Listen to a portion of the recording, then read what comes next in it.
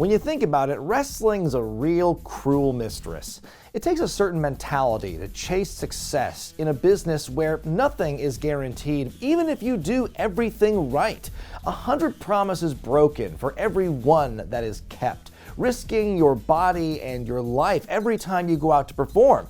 And oh yeah, you still have to have the fans like you to an extent. One guy who never had a problem getting a reaction from the fans was Ahmed Johnson, who for a time was one of the WWF's most popular stars of the mid-1990s. Built like a Mack truck with the grace in the ring to match, Tony Norris burst onto the scene at a time when the business was in desperate need of new stars. With his imposing figure and a unique, smoldering charisma, Ahmed soon established himself as someone to watch in a newly emerging era. The reactions he got from the crowd rivaled that of the other big and more established stars of the time. His energy was infectious, but as quick as his rise was to prominence, so too was his fall down the ranks and into wrestling obscurity. So how did a man with so much promise and goodwill from the fans become an historical afterthought, reduced to online meme fodder at a time before memes didn't really exist yet? I'm gonna be you, and no one gonna come say you're sorry, Carter. You got what it takes. If you want to step up to play G, bring it on. And that's actually one of the more positive parts of his legacy. Oh, I remember. Terrible, yeah. He was like injuring people in the ring, right? He was hurting people, and he was just big. But he just didn't get it. And just not a good guy. Let's go back to Ahmed Johnson. Before we Brag. This week, I'm going to take a closer look at the WWF career of one of the company's biggest and most polarizing what-ifs in Ahmed Johnson.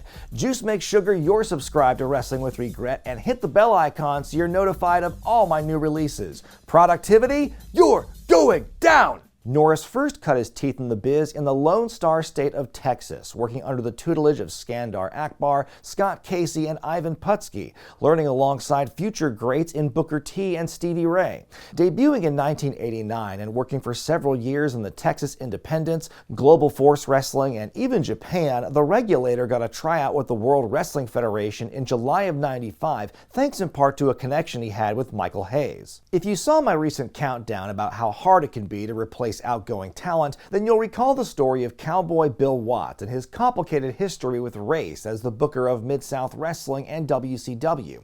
By 1995, Watts was working with the WWF in a creative role, and perhaps seeing in Norris what he once saw in the Junkyard Dog and Ron Simmons, he was a huge advocate for him. But perhaps the name he suggested of Buck Johnson was a little on the nose, which is why the WWF settled on Ahmed. The Cowboy would soon ride off out of the company, but Vince McMahon remained committed to the idea of giving Johnson a big push. And things began in a big way for him, debuting on an episode of Raw by simply running into the ring and body slamming Yokozuna.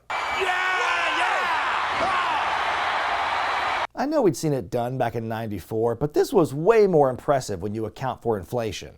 After squashing every jobber on Earth with his devastating Pearl River plunge, he soon made his pay-per-view debut at the '95 Survivor Series, on the second most important match of the card no less.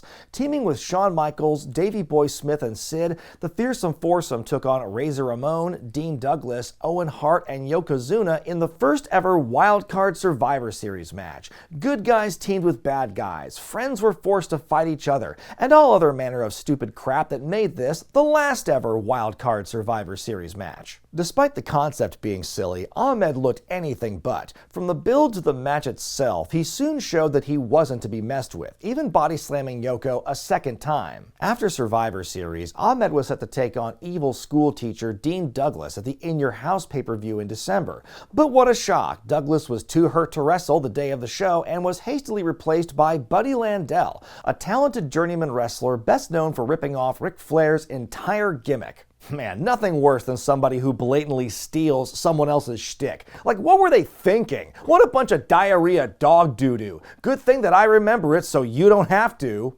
Johnson squashed the other Nature Boy in under a minute, then gave Douglas a swift paddle-in on his way out of the company. Thank goodness a recently returned Jeff Jarrett was lined up as Ahmed's next foil, making the fans quickly forget about annoying blonde teacher guy and remember annoying blonde country music guy. Ahmed and Jeff wrestled the following month at the 1996 Royal Rumble, ending in a disqualification when Jarrett gave his foe the Super El Kabong and a concussion. A few weeks later, Johnson injured Jarrett back at a house show match in Memphis of all places. And like Dino a couple months earlier, Double J also hightailed it out of the WWF. Should anyone be worried that each of the guy's first two rivals quit the company immediately after working with him? Nah, it's probably a coincidence. By this point, it was already common knowledge among the boys that working with Ahmed often meant a one-way trip to the trainer's room afterward. Ahmed was green, stiff, and difficult to coach, a horrible hat trick of qualities in a professional wrestler, and that often led to himself and/or his opponents getting injured. Despite the attitude and lack of ability, Ahmed was still over like Rover, as seen at the 1996 Slammy Awards when he won the prize for New Sensation of the Squared Circle. After drifting for a bit going into Wrestlemania 12, Johnson linked up with his former rival Yokozuna and a returning Jake Roberts to take on Owen Hart, the British Bulldog, and Vader in a six-man tag bout. Ahmed's incidental involvement in this match, which saw his team take the loss, did his push no favors. Then the next month at In Your House, he and Jacob the Snake-Up lost a tag match to Owen and Bulldog. Now, he didn't take the fall in either of those losses, but either way, how much sense did it make to book someone as the new sensation of the ring and then pair him up with, in all due respect, a losing nostalgia act? Things improved in May during the WWF's first tour of Kuwait, when the Pearl River Powerhouse beat Aldo Montoya, Steve Austin, Owen Hart, and Hunter Hearst Helmsley in a tournament to win the inaugural Kuwaiti Cup. Now, of course, since that happened overseas in the mid-90s, it might as well have never happened at all. But it was all part of a push that was, at times in spite of itself, still working out. Then things got real serious around the King of the Ring tournament. Just a couple weeks after the Kuwait tour came the first round matches. The first one saw then Intercontinental Champion Goldust take on the Ultimate Warrior, during which Goldust tried to flee the action, only for Ahmed to stick his nose in their business for some reason and carry Goldie back to the ring. Fast forward to that night's main event when Ahmed took on Vader in the tourney, which if you like two water heaters with arms going at it, then this was a great fight for you. After a hilarious manager bump by Jim Cornette, Owen Hart swooped in and clocked Ahmed with his cast, allowing Vader to hand Johnson his first pinfall loss in the company. But the real story came after the bell, when a KO'd Ahmed was being stretchered to the back. That's when Goldust, then at the height of his gay panic for heat glory, showed up to, in his words, give Johnson the breath of life. What's he doing? That's first aid. He's saving his life. It was a moment so salacious for 96 that the WWF felt the need to put up a big-ass content warning at the start of the show to prepare people for it. Some people just weren't ready for this kind of lip-on-lip action between dudes, least of all Ahmed himself, who claims that Dustin Rhodes got a little more intense when the red light was on than when he had been during rehearsal.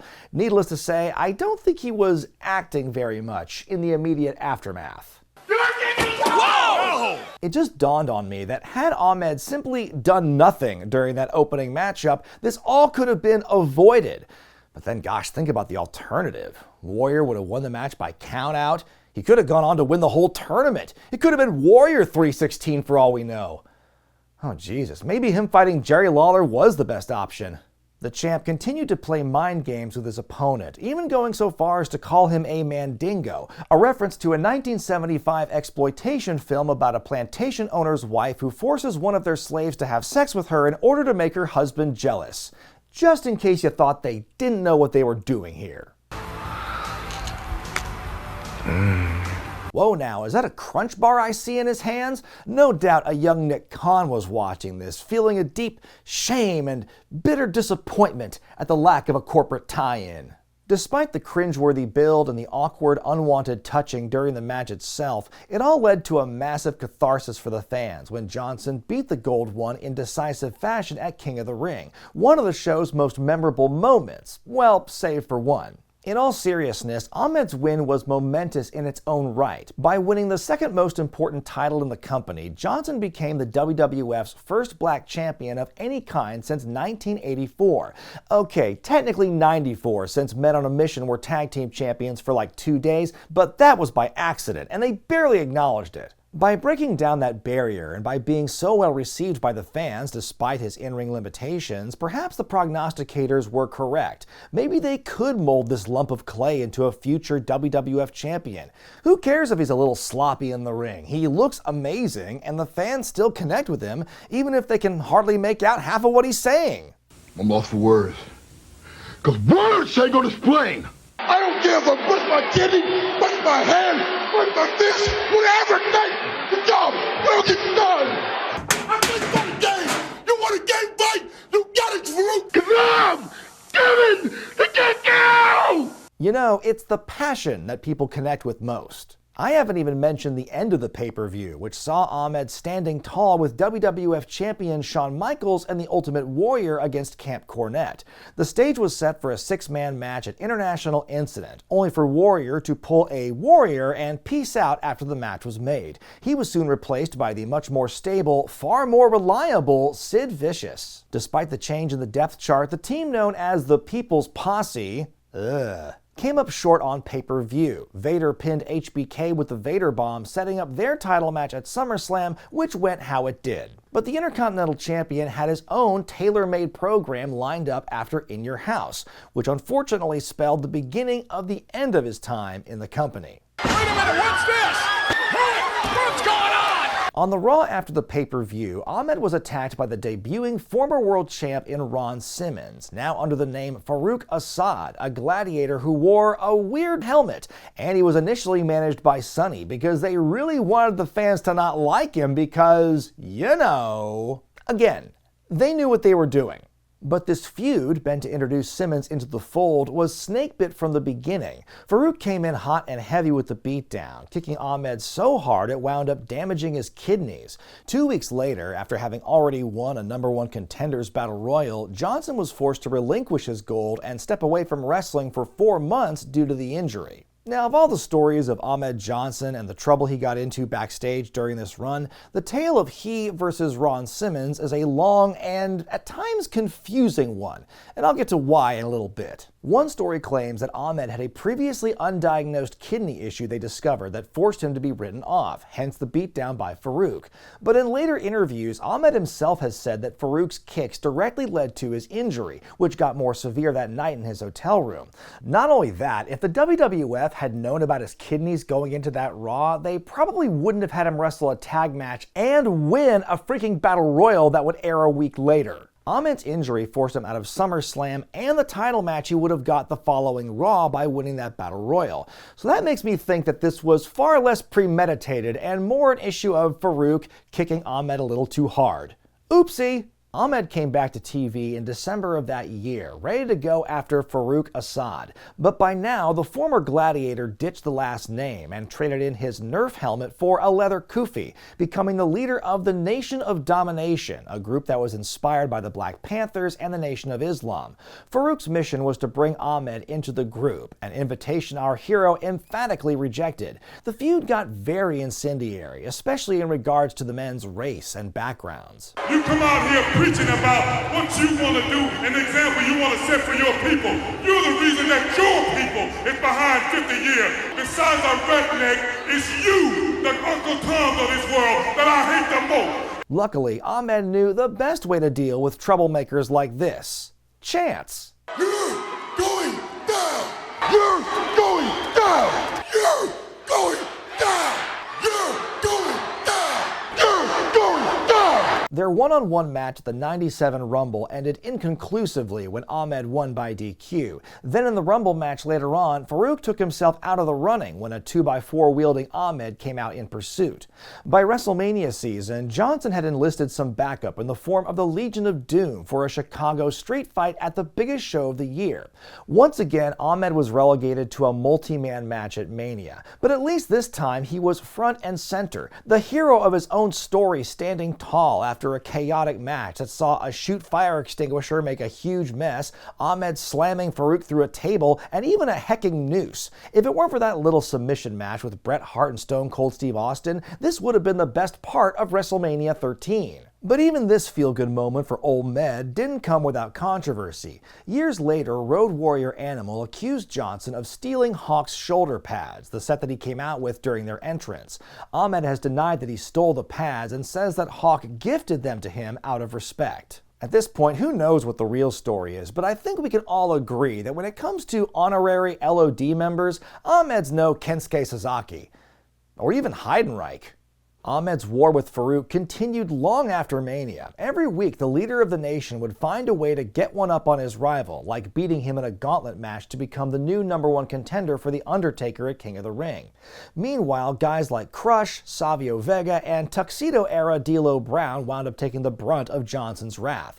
In fact, according to Brown himself, some of the fighting took place behind the scenes, as a one-sided scrap apparently broke out around this time between the two, the future champion of Europe coming out on top. Apparently, Ahmed did not recognize.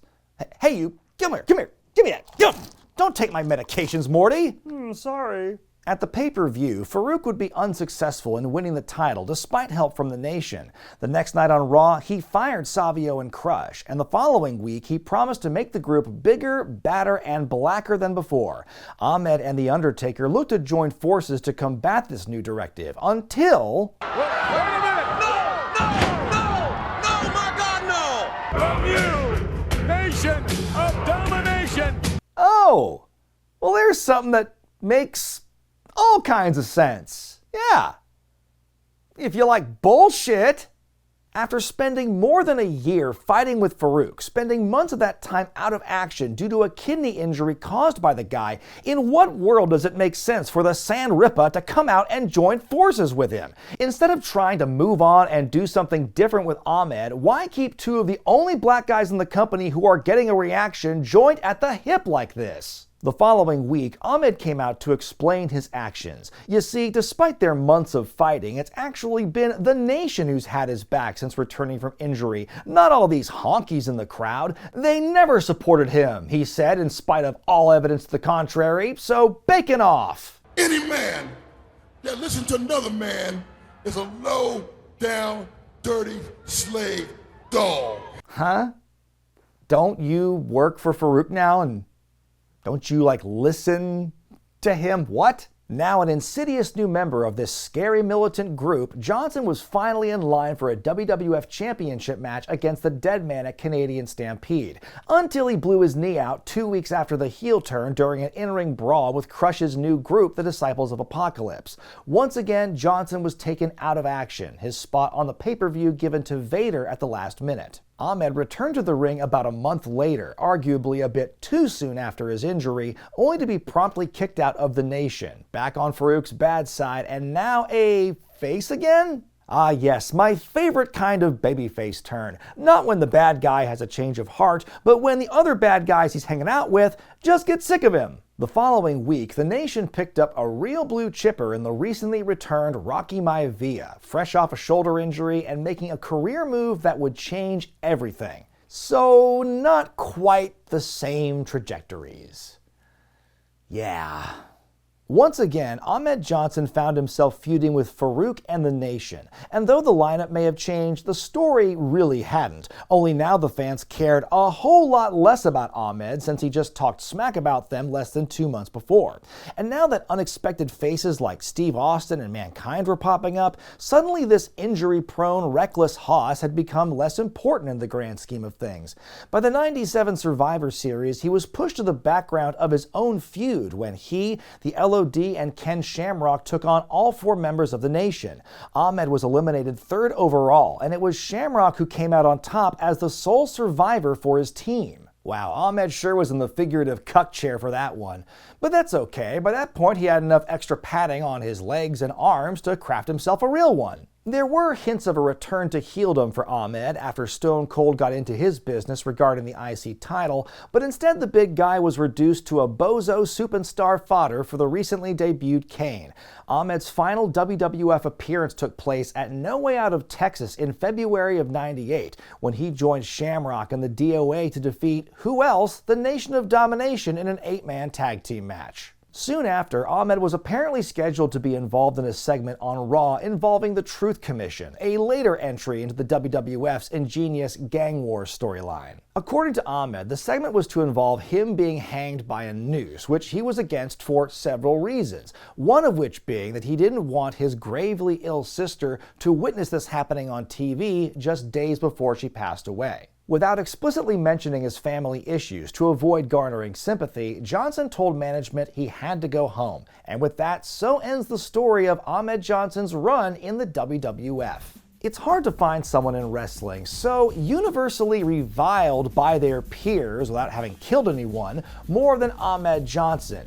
Everyone who has ever spoken of this guy, from Jim Cornette to Jim Ross to Stevie Ray to former members of the Nation, or even to the almighty begod himself Triple H, agrees across the board that Ahmed was a huge headache to work with because he was too green for the big time, he was a massive jerk, he didn't know his own strength, and he seemingly didn't care to learn about it. Safety and trust in each other are the most important things in pro wrestling, and when the locker room agrees that one guy is a threat to himself and everyone else, it's hard to give him the ball and trust him to run with it. I don't know what was more maddening, how long the WWF dragged out that Ahmed Faarooq angle, or just how many legitimate injuries came from it, causing it to go that long in the first place. From day one, Ahmed and Ron Simmons beat the piss out of each other, resulting in a lot of starts and stops to the feud. Perhaps the most infamous incident that's gone around as of late is when Johnson kicked Faarooq so hard during a match it lacerated his liver, and Ron had to be out of action for 9 months.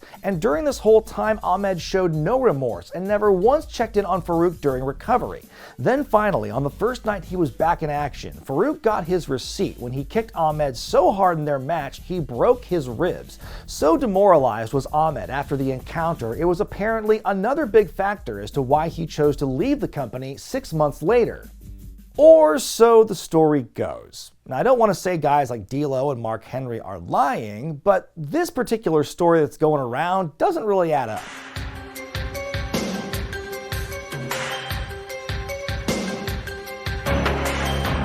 First of all, no dates or clear time periods have been given when it comes to this story, so it's all kind of nebulous. Second, while Faarooq did take the occasional time off in '97 to treat various injuries, at no point was he ever out for 9 months, not even in total. Some people have assumed that Faarooq's debut beatdown before SummerSlam '96 was the receipt of legend, but that makes no sense since the two had never wrestled before, so that's right out. The two had a televised match in September of '97 that would have lined up with the timing of the story, that Ahmed would be out of the company half a year later.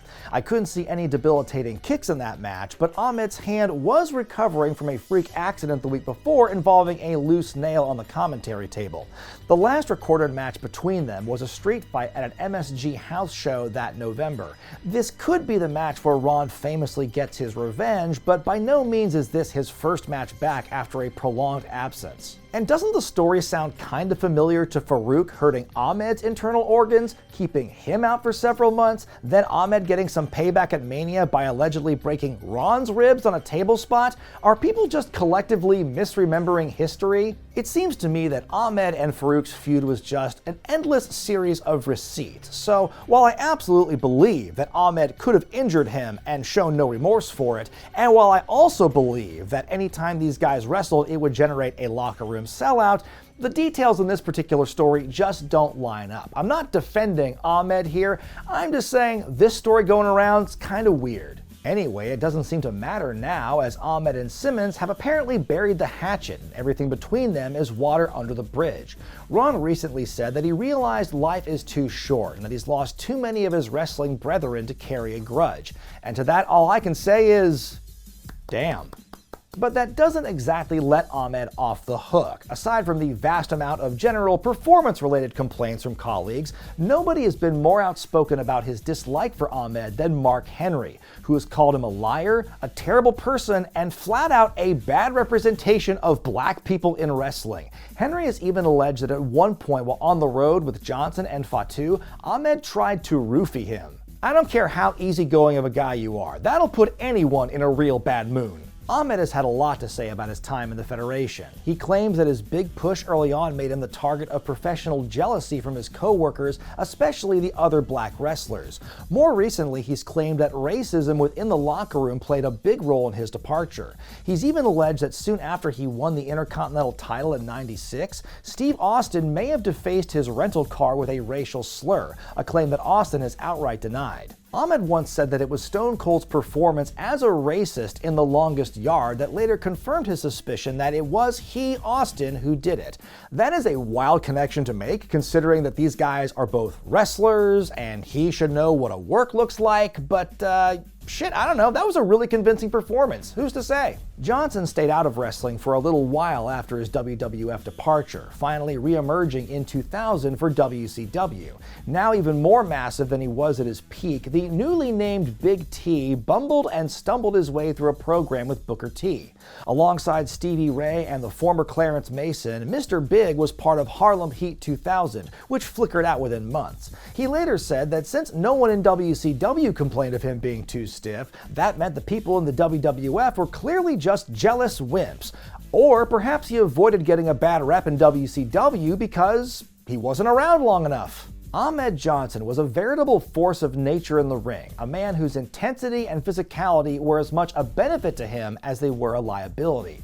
If the man had built a better reputation, he may have lasted longer, but in the end it was the unfortunate combination of bad attitude and bad luck that may have kept Ahmed from becoming one of the greats. At least we'll always have the promos. I'm gonna kick your ass! But what were your thoughts on Ahmed Johnson? What were some of your favorite matches, moments, quotables? There certainly are a lot from the Pearl River Powerhouse, so let me know in the comment section below. Thanks for watching, everyone. Don't forget to give the video a thumbs up if you like it and subscribe to Wrestling with Regret. I'm Brian Zane, and I'll see you next time.